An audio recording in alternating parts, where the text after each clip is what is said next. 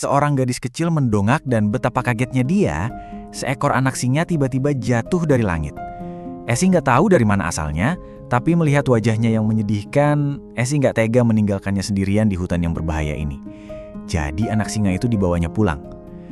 Baru saja Esy mau menutup pintu, seekor serigala putih membawa anaknya di mulut, tiba-tiba menerobos masuk dan langsung duduk manis di sudut ruangan.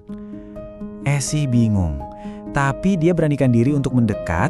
Ternyata dia pernah melihat serigala putih ini sebelumnya. Belum lama, waktu jalan-jalan di hutan, serigala itu pernah mengejutkannya dengan muncul begitu saja. Tapi serigala putih ini kok nggak kelihatan agresif sama sekali ya? Dia cuma menatap Esy dengan mata memohon pertolongan. Saat itulah Esy sadar, serigala itu terjerat jaring tali, nggak bisa bergerak bebas. Mungkin karena bau baju Esy yang akrab bagi serigala itu yang membuatnya merasa tenang, bukan terancam. Esy tiba-tiba teringat sebuah video yang ditinggalkan kakeknya. Teman hewan di rekaman itu adalah serigala putih ini sama. Sadar jaketnya masih ada bau kakeknya, dia melepasnya untuk menenangkan serigala itu. Lalu dia pakai pisau kecil untuk memotong jaringnya. Tapi begitu serigala itu bebas, dia langsung berbalik dan pergi tanpa menoleh sedikit pun. Meskipun begitu, Esy merasa senang karena bisa membantu serigala putih itu kembali bebas, memberinya rasa bahagia. Gak disangka, serigala putih itu segera kembali. Kali ini dia membawa anaknya ke kamar Esy dan enggak mau pergi. Esy agak kesal, rumahnya yang tadinya tenang, mendadak berubah jadi kebun binatang. Dia kan cuma ingin latihan piano dengan tenang dan mempersiapkan ujiannya. Tapi kedatangan hewan-hewan ini bikin dia kewalahan. Dia mau telepon polisi, tapi ponselnya nggak ada sinyal. Pas banget, 2 petugas patroli dari Lembaga Perlindungan Satwa Liar datang menanyakan soal anak singa itu. Ternyata, induk anak singa itu ditembak pemburu dan bayi singa ini sudah dijual ke sirkus dengan harga tinggi. Tapi saat pengiriman, pesawatnya jatuh. Beruntung anak singa itu mendarat di pohon. Setelah sedikit berjuang, dia jatuh ke sarang burung. Tapi anak singa itu dikejar elang yang menyambar dan takdir berkata lain.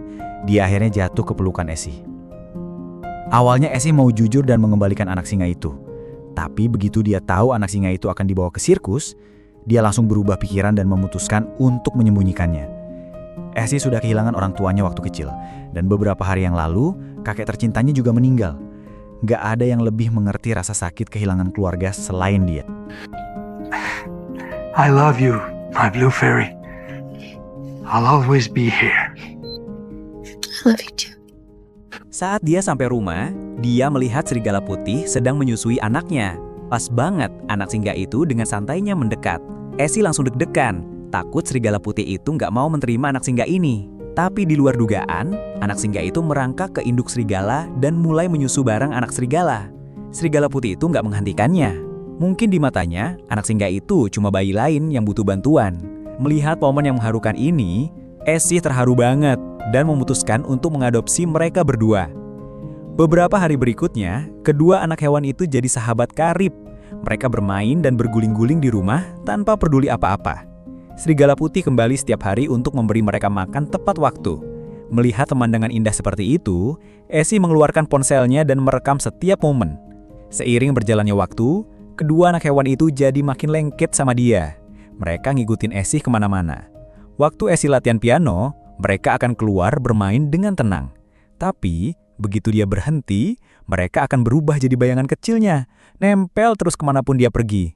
Kadang, mereka tidur bareng di kabin kecil di dalam hutan, atau bermain air di sungai. Sore hari, mereka akan duduk di tepi pantai dan melihat matahari terbenam. Dan saat malam tiba, mereka akan meringkuk di samping Esy dan tertidur pulas. Beberapa hari kemudian, ujian piano yang Esy tunggu-tunggu akhirnya tiba. Dia bilang ke anak-anak itu untuk tetap di rumah dan bersikap baik, memperingatkan mereka jangan merusak apa-apa dan berjanji akan kembali dalam 2 hari. Dia juga membuka jendela supaya serigala putih bisa keluar masuk. Seperti yang diharapkan, penampilan Esy berjalan lancar. Dia menonjol di antara semua peserta dan berhasil mendapatkan tempat di Los Angeles Symphony Orchestra. Impian seumur hidupnya akhirnya jadi kenyataan. Tapi Esy nggak bisa merasa bahagia, karena sekarang itu berarti dia nggak bisa lagi kembali untuk merawat kedua anak hewan itu. Anak serigala masih punya ibunya yang merawatnya. Jadi Esy mulai mencari tempat yang aman untuk anak singa itu. Tapi masalah datang lebih cepat dari dugaan. Suatu hari, saat serigala putih sedang berburu, dia terlihat oleh staf dari Pusat Konservasi Serigala. Mereka dengan hati-hati mengangkat senapan penenang mereka.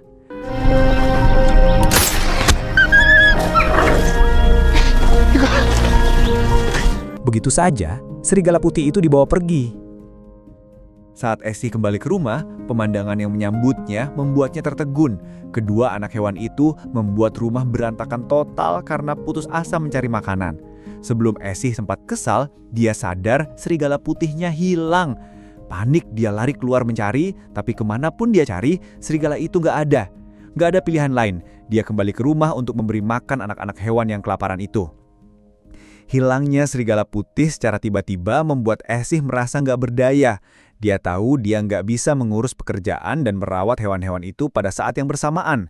Jadi, Essie membuat keputusan sulit untuk mengirim mereka ke lembaga perlindungan satwa liar. Percaya mereka akan lebih bahagia di sana.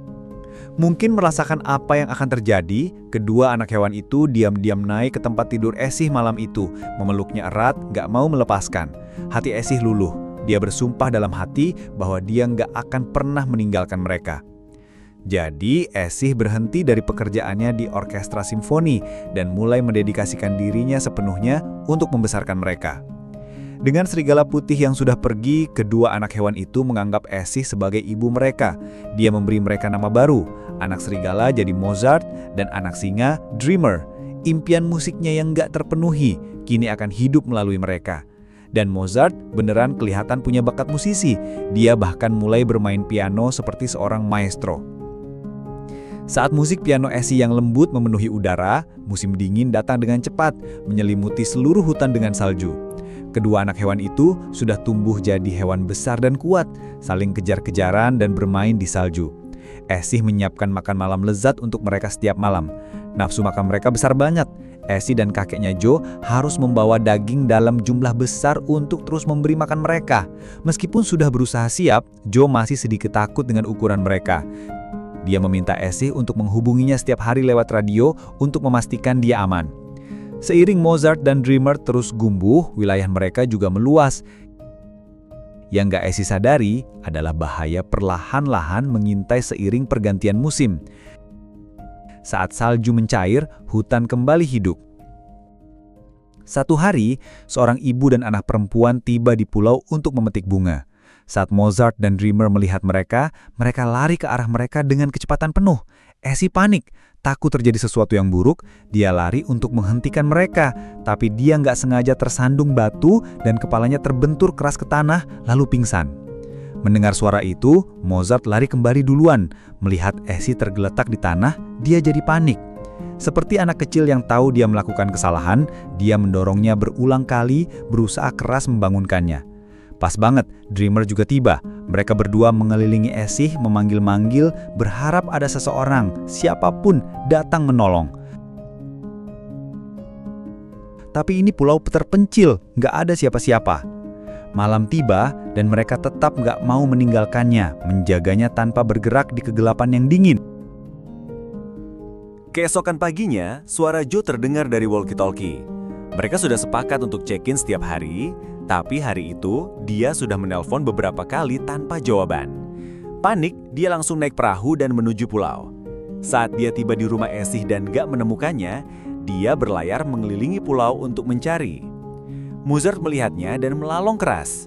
Joe mengikuti suara itu dan akhirnya melihat Essie tergeletak di tanah. Tapi dengan serigala dan singa di dekatnya, dia nggak berani mendekat. Nggak ada pilihan lain, dia menelpon polisi. Essie dilarikan ke rumah sakit. Para dokter memberitahunya bahwa di malam musim semi yang membeku itu, kalau bukan karena Mozart dan Dreamer yang menjaganya tetap hangat, dia mungkin nggak akan selamat. Namun, karena panggilan darurat Joe, Mozart dibawa pergi oleh tim konservasi. Sebagai spesies langka, dia dilindungi dengan baik. Dan di sana, dia akhirnya bertemu kembali dengan ibunya. Dreamer nggak seberuntung itu. Dia dikembalikan ke sirkus oleh polisi.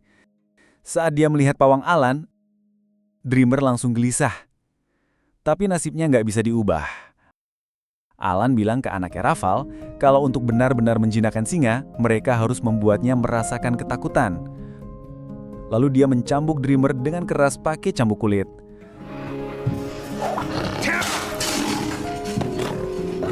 Monster.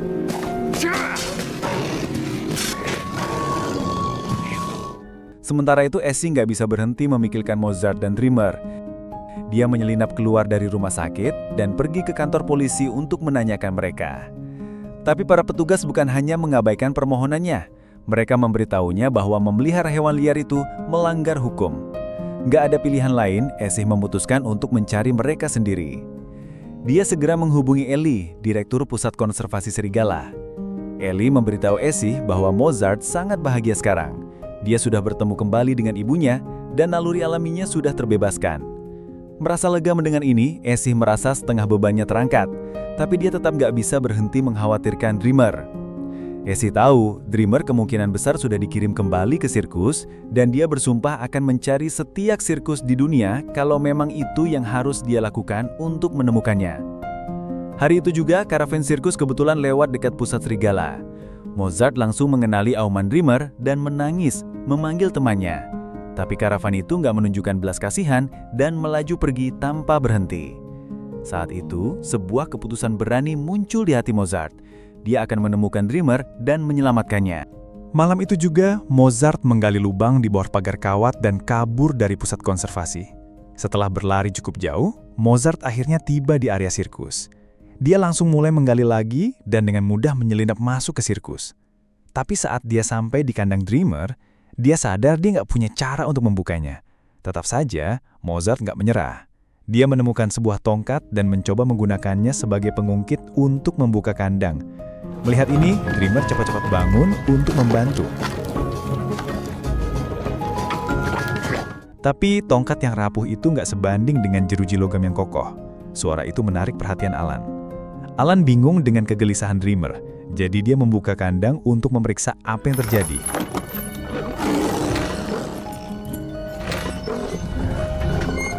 Saat itu juga, Mozart melompat keluar dan menjatuhkan Alan ke tanah.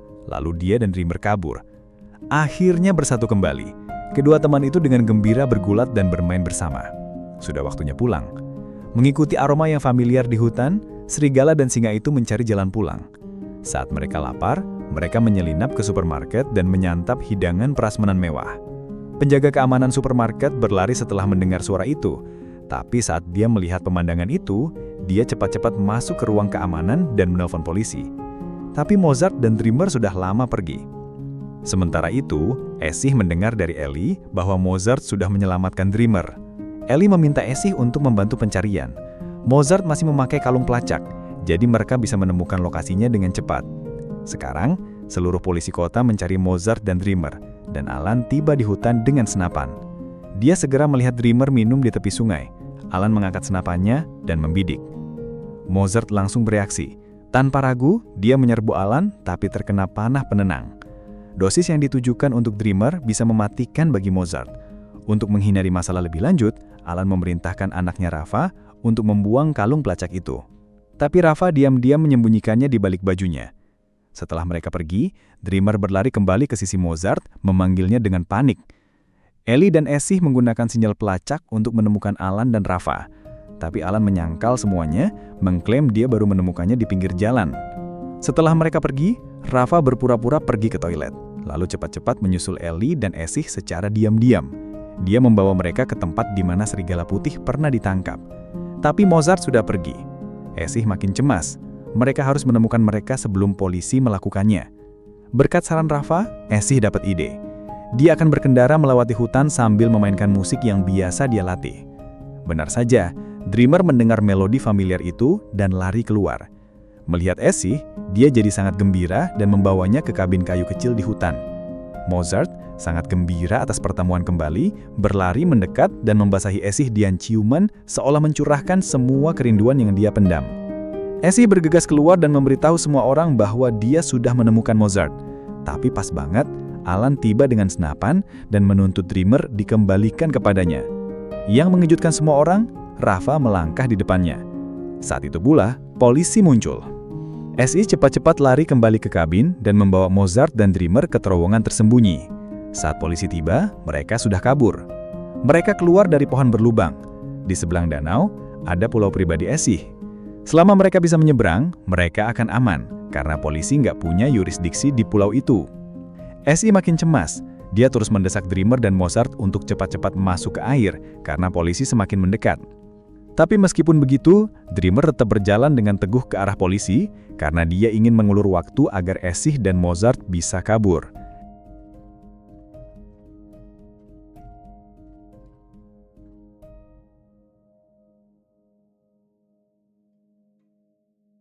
Gak ada pilihan lain, Essie dan Mozart harus pergi duluan.